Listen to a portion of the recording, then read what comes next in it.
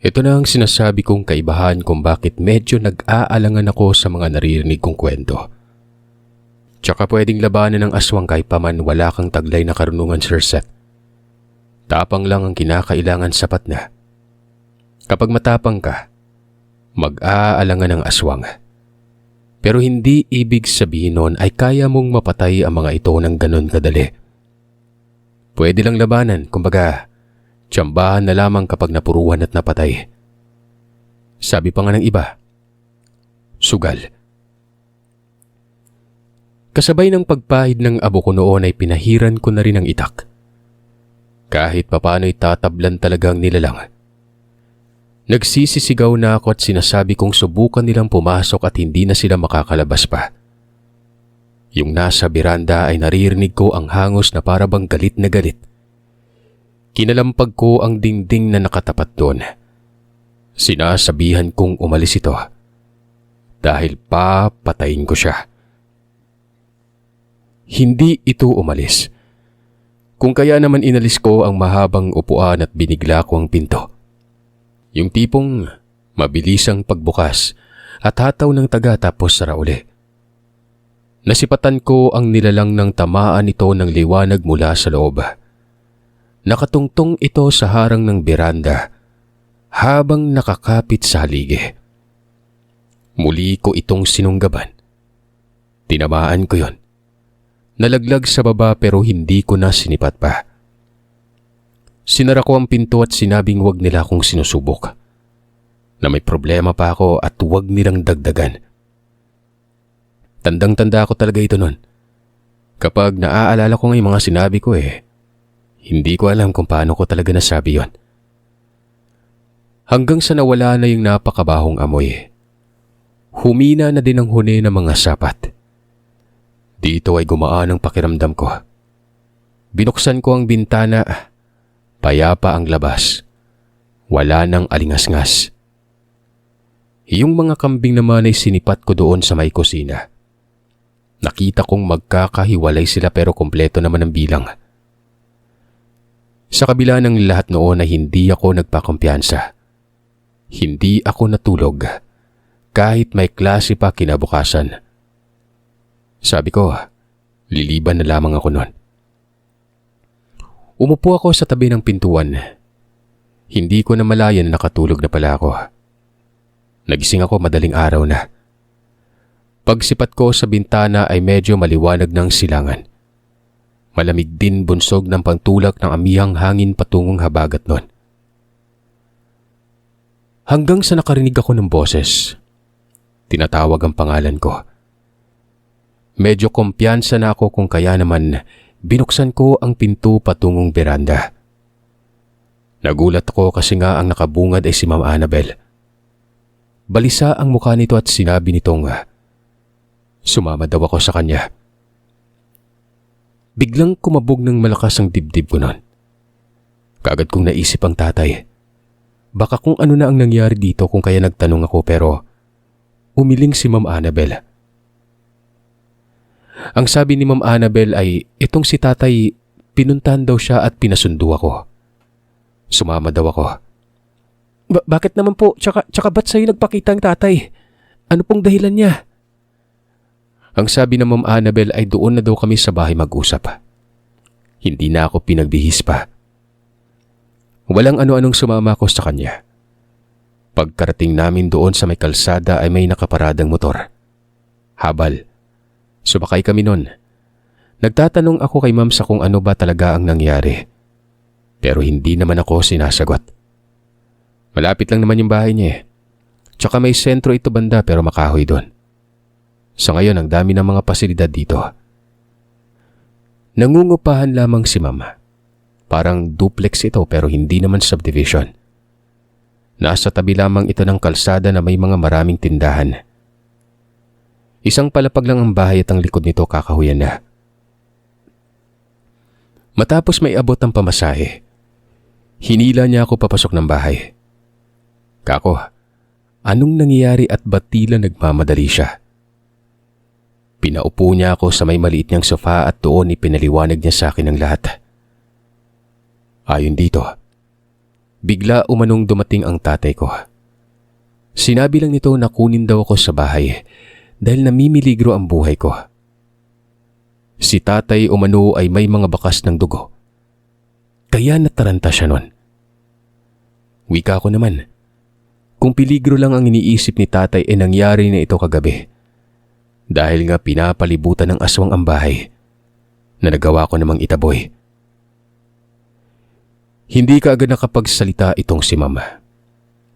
Napatulala ito sa mga sinabi ko. Ilang saglit lang ay nagtanong ito sa kung ano ba talaga ang problema namin. Bakit umano may aswang? Hindi daw siya naniniwala sa aswang pero alam niya parang hindi kami nagsisinungaling. Alam niyo Sir Seth, ang hirap sagutin ang tanong ni Mama. Nag-aalangan ako kasi nga isang lihim ito.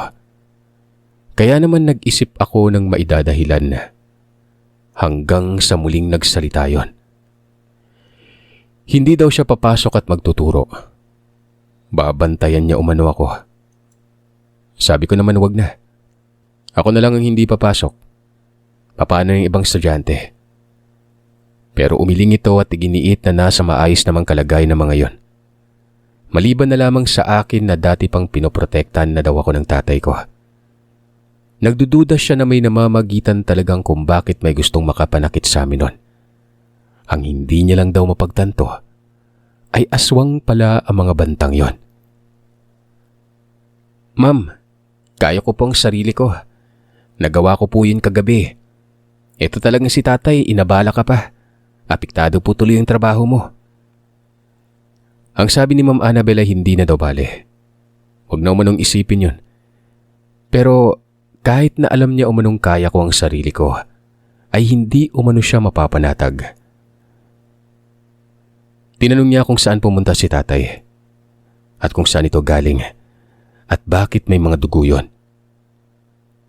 Hindi ko alam ma'am eh.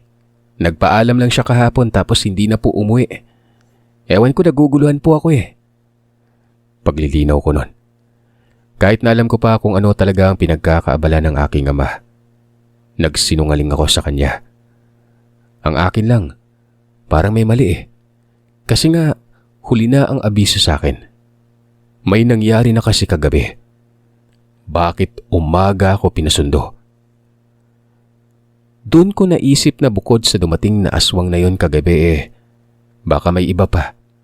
At natitiyak kong si tatay sa mga puntong ito. Nagtatago o hindi naman kayo gumagawa ng paraan para mailayo sa akin ang aswang. Hindi yung aswang kagabi, kung hindi yung aswang na pinaghihigantihan niyang kauri niya. Sa uli, wala na rin ako magawa. Parang ayaw kasi talaga akong pakawalan itong guru ko nun. Alam ko naman na hindi lang malasakit ang motibo niya. Gaya ng sinabi ko, may gusto ito sa tatay ko. Natulog ako sa may sofa. Kahit papano alam kong nasa maayos si tatay. Kahit pa man nasa ganong estado ng bumunga dito sa guro. Alam kong ligtas siya. At nag-iingat ito ngayon. Alam ko na hindi magiging madali ang lahat. Kung kaya't matatagalan talaga yon. Itong si Ma'am ay parang binulate. Hindi ito mapakali at nakikita ko siyang balisa palagi. Napupukaw nga ako sa pagkakaidlip ko dahil nga biglang lalabas ng bahay. Tapos yung pinto ang lakas pa ng kalampag. Mamaya babalik na naman. Iinom ng tubig tapos uupo sa tabi ko habang sapu ang dibdib niya. Napapatanong ako sa sarili kung bakit sobrang nag-aalala ito samantalang hindi niya naman kaano-ano si tatay. Sapat na yung may malasakit ang gusto pero yung galawang yun, lumalabas na para bang may namamagitan na sa kanilang dalawa. Ma'am, pakiusap ma'am, kumalma po kayo. Nananervyos ako kada labas nyo eh. Huwag po kayo mag-alala. Ayos lang yung tatay. Sa'yo pa din yun mahuhulog at hindi sa iba. Kating-kati ka na ma'am eh.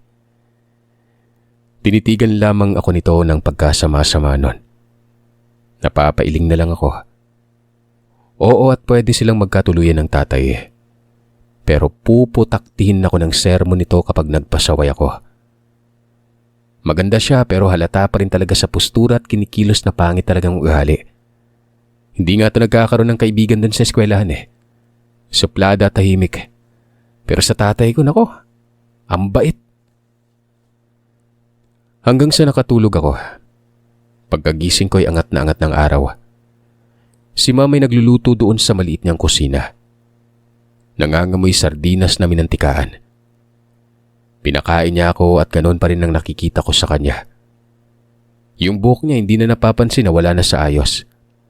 Parang iniwan ng bait eh. Iba talaga yung karisma ng tatay kako.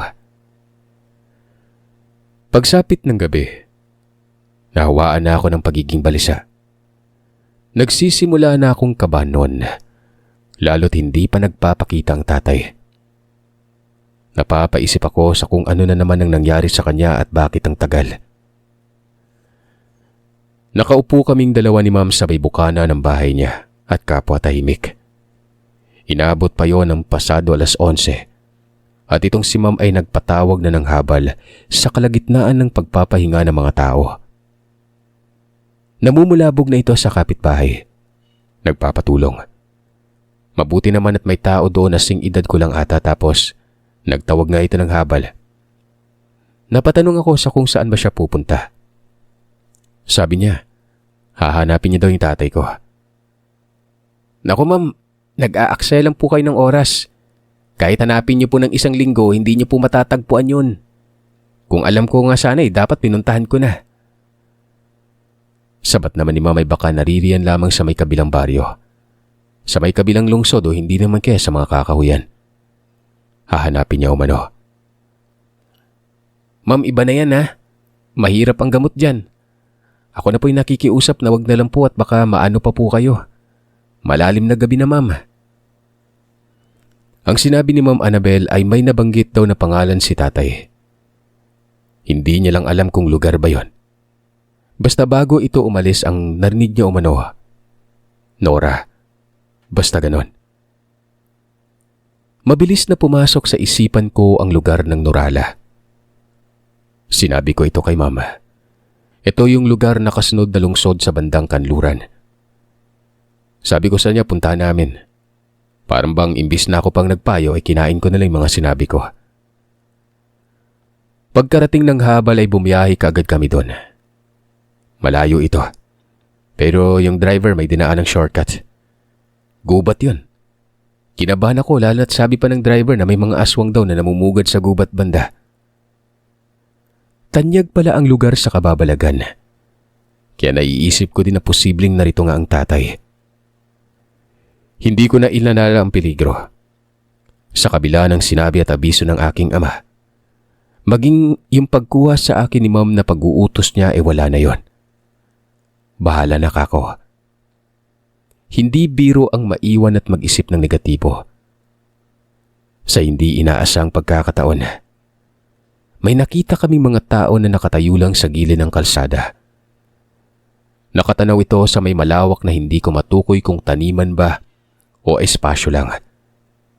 Ang mga taong to ay may mga bitbit na itak. May dala pang flashlight. Sinabi ko sa driver na huminto muna saglit. Huminto naman yun at mabilis akong nagtanong sa kung ano ba ang nangyari sa lugar. Hanggang sa may isa sa mga taong yun ang nagsabi na, may mga aswang. Nagkahabulan nga daw eh. Ewan ko lang sa mga residente dyan banda. Ano kayang nangyari sa kanila? Nagkatitigan kami ni Ma'am. Inabutan ng pamasahe ang driver at sinabing antayin kami sa lugar. Ano bang nakain itong guro ko? Pinuntahan ng naturang nayon na may aswang umano. Halos magkabaliw-baliw ako noon sa kakapigil. Nadamay pa yung driver. Maging yung ilang mga taong nakatambay doon.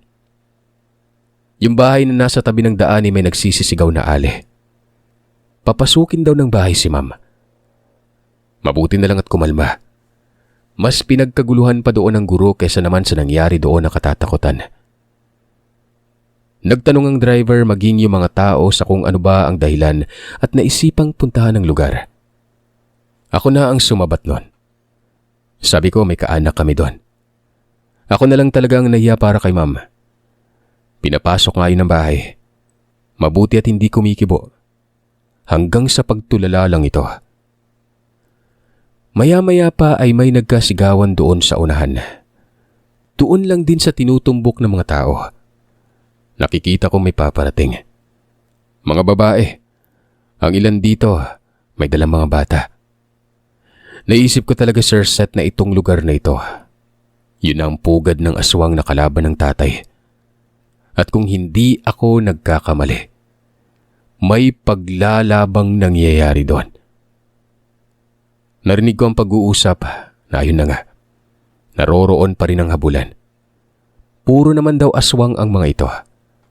Ang ilang bahay doon ay nagsara talaga at lahat ng tao ay may mga tangkil na itak. Yung dumating naman, 2 pamilya pala yun na gumuho umano ang bahay dahil nga nagkumpulan sila sa may itaas nun. Hindi daw kasi nakauwi kung kaya't pumuslit na lamang ang isang pamilya sa isang bahay. Pero nagiba daw yun. Lalo't nagwawala na rin ang ilang kalalakian na may mga lulang itak. Hindi ko mapigura ang lugar gawa ng may mga ilaw lang naman ang nakikita ko dito na naroroon sa malawak na espasyo. At itong mga ilaw na ito ay ang bilang sa kung ilang mga bahay ang naroroon. Mga 5 ata. Hindi ako sigurado kung iba dito ay nagpatay ng ilaw. Basta't yun lang ang nakikita ko talaga. Sumapit na lamang ang madaling araw noon at si Ma'am ay nakita kong natulog na dun sa bahay sa tabi ng kalsada. Ako, mabuti na lang at nakapahinga ako ng mahaba-haba noon. Hinabot kasi ng tanghali yung pagtulog ko sa inuupahang bahay ni Ma'am. Nung nagsimula ng magliwanag, dito na rin nagsimulang magsikilos sa mga tao. Yung driver naman kinakapa-kapa ang kanyang tagiliran. Bakat sa damit niya na merong dalang baril. Kaya pala ang tapang na mag-drive ng ganong oras. Magkakasunod kaming 2 noon. Nagkakatulakan pa gawa ng may mga kumakagaskas. Ayun pala, mga alaga lang mga hayop. Hanggang sa nasilayan ko na ang gumuhong bahay. Nakatagilid yun. Bumagsak talaga ang sahig. Kung sa bagay hindi naman yun pulido. Maisan din pala yun pero kakasibol pa lamang ng mga ito. May ilang mga puno ng kakao at durian. Magkakalayo. Yung maisan parang binagyo. Nagkabali-bali kasi ito at mahalata talaga na may nag-aaway. Pero wala naman akong nakitang labi. Hanggang sa makarating kami sa dulo. Doon ay may kumpul din ng mga tao at kabi-kabila ang mga marites. Nakita umano nila ang 3 aswang na may pinagtutulungan na parang tao lang. Pero sobrang lakas daw nun. Umabot daw yun sa kabilang banda. Inakala nilang wala na, kaya naging kampante sila nun. Pero ilang saglit lang ay bumalik pala ang mga ito. Itinuro ng isang matanda doon ang taniman ng gabi. May parting tubigan pero wala namang sapa. Creek lang. Nakita ko doon ang laki ng pinsala. Kubkub talaga ang lupa at nagkawasig-wasig ang mga gabi. Dito ko na napansin na may mga dugo. At nanlaki ang mga mata ko kasi nga nakita ko ang damit ng tatay ko. Nakasabit ito sa isang kahoy na waribay na sagi niya yon at tuluyang napunit. Gusto kong kunin pero nag-aalangan ako at baka iba ang isipin ng mga tao doon. Nakakapangilabot pa naman ang postura ng mga yon. Ang haba ng itak na nakalabas pa sa taluban. Sinisimplihan ko lang ang sipat hanggang sa makalapit ako. Yung kahoy na sinabitan ng damit, may balahibo at parang laman. Yung parang piraso ng karne. Mas lumakas ang pagkabog ng dibdib ko. Parang galing ito kay tatay. At kung hindi ako nagkakamali, nasa ganap na anyo na siyang aswang. Tiningnan ko ang mga bakas sa lupa at putikan. Patungo sa gubat. Sinita ko nung isang matandang lalaki. Huwag daw akong lalapit doon kasi nga baka may aswang pero hindi ako nakinig nun. Ang hindi ko alam, itong driver nakasunod pala sa akin Bigla akong kinalabit tapos sinabihang bumalik na raw kami. Muntik pa ako malaglag sa lunangan ng kalabaw. Naambahan ko pa nga ng pagsuntok, sabi ko sa kanya huwag siya makialam. Pero ayon dito, sino ba daw ang hinahanap ko doon? Hindi ko masagot ang tanong niya, kaya nanatili akong tahimik. Gumilid ako sa maliit na daan na diretso patungo sa kakahuyan. Habang nangyayari ito, yung mga mata ko ay nakatuon sa mga bakas. Animoy yung pagbubunong yun ay para bang nagkagulong aso. Hanggang sa makarating ako doon sa kakahuyan. At dito, ganoon na lamang ang panlalaki ng mga mata ko. 2 labi ang nakita kong nakataob. Mga 10 dipa ang layo sa akin. Pababa yung lugar na yon. Lalapit sana ako para siyasatin kung sino ang mga ito. Hanggang sa may narinig akong boses nun. Nasa gilid ito ng tupok ng puno ng saging. Nakasimangot ang mukha niya habang nakatitig sa akin nun. Galit na galit. Si tata yon. Ba't daw ako nakarating doon? Hindi naman ako nakapagsalita. Halong saya, takot at pagkagulat ang nararamdaman ko nun. Buhay pa siya pero ang dami niyang sugat. Sira ang pantalon. Hanggang sa sinabi ko din ng mga ilang saglit noon na si mamang dahilan kung bakit kami napadako sa lugar. May nabanggit kasi si tatay na lugar at habang patungo kami, may napansin kami mga tao doon sa kalsada. Sobrang nag-aalala kami sa'yo, tay. Ang nabanggit mo pang lugar sumakto at parang sinadya ng pagkakataon. Sinadya? Bumalik ka na doon. Baka masundan ka pa ng mga tao dito. Kulit mo talaga.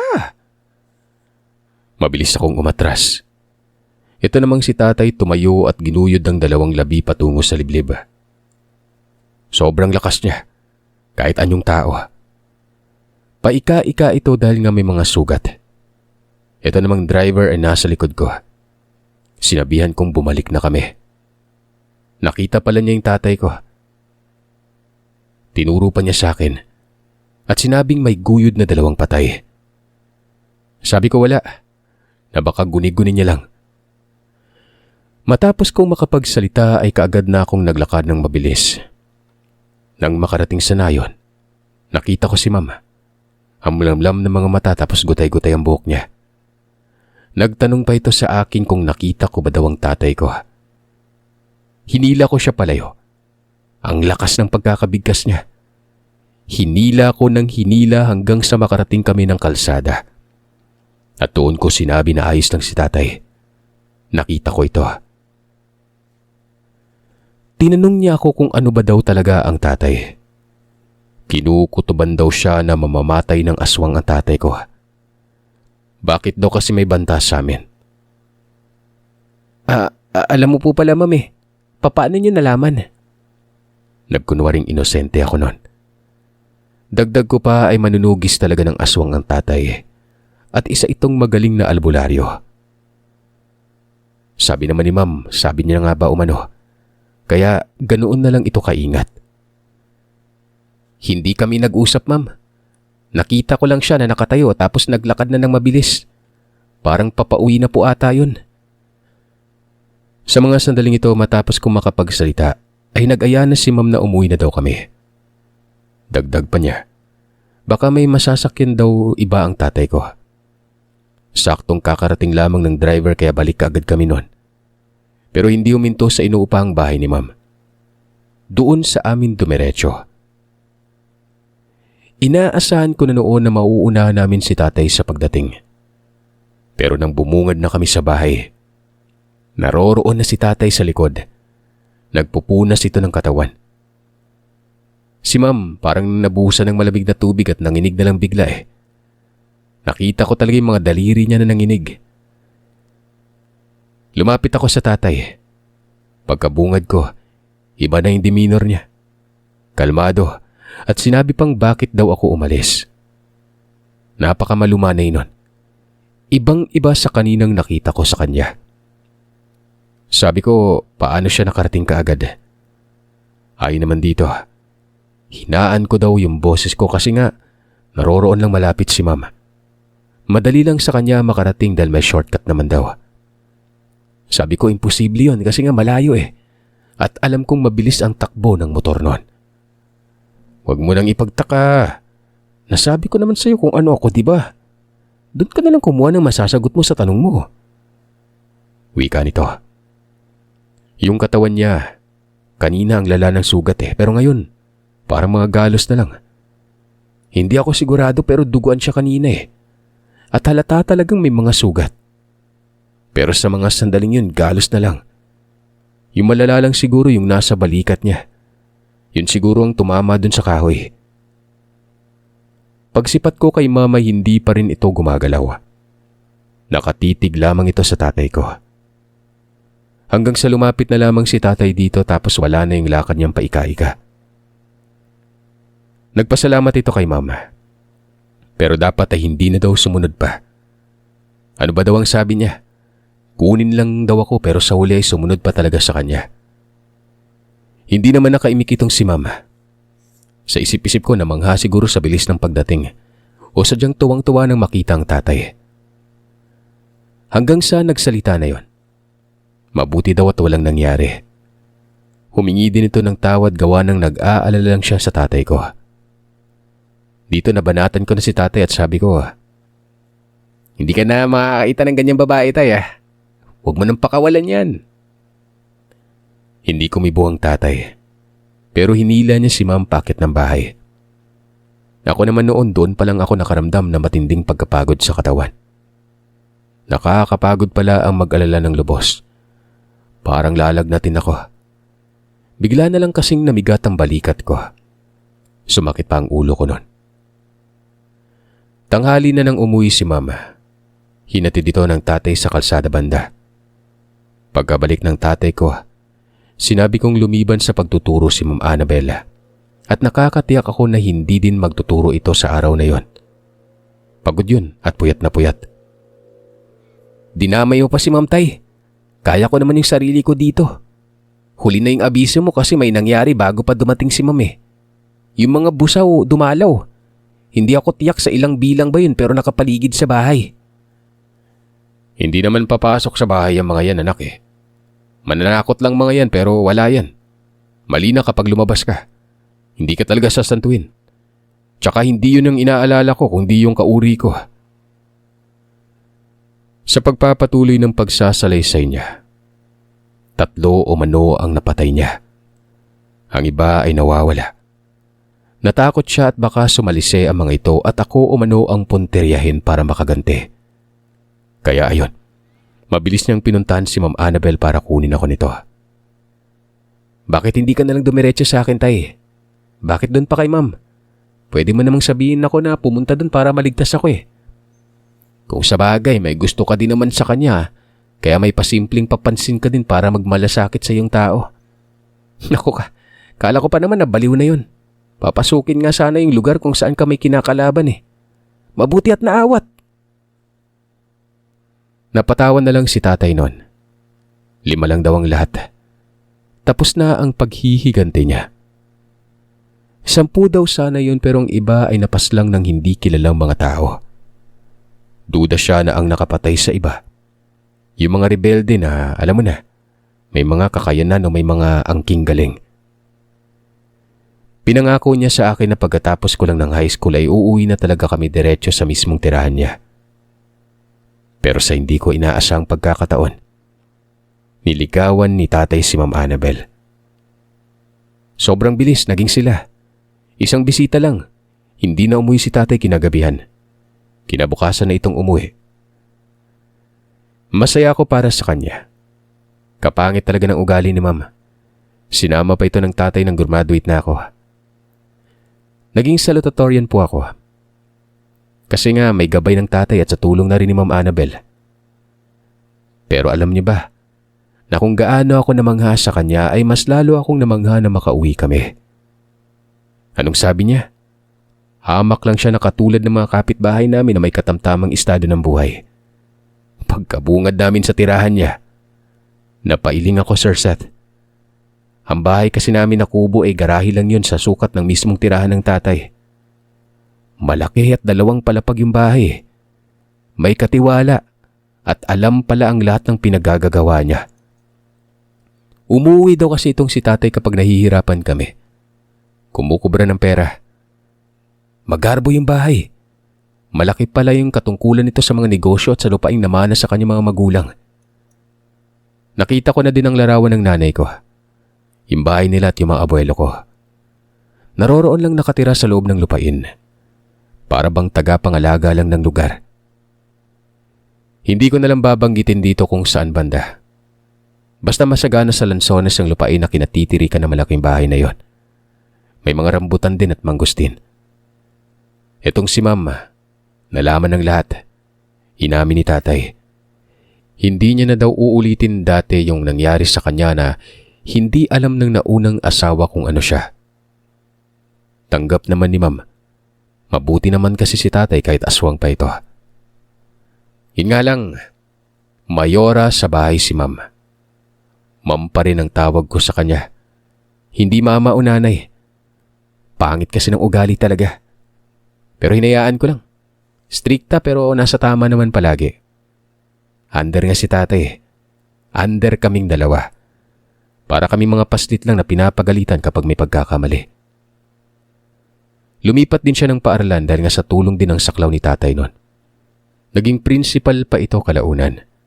Tapos itong si tatay wala namang problema kahit hindi magtrabaho. Nagmanukan at pinamahalaan ng malawak na lupain. Sa ngayon, ako ang namamahala dito. Kung tatanungin niyo kung buhay pa ba o patay na si tatay. Buhay pa pero nasa ibang lugar. Parang magsing tanda lang kami. Nakita ko na yung buong anyo niya ng makailang beses. Purong uri ng gabunan. Ubanin pa. Lahat ng karanasan na ibinahagi ko dito, Sir Seth. Dahil ito sa aking ama. Hindi ko man siya kadugo. Pero naging tatay ko ito. Naging gabay ko. Gabay na hindi normal na tao.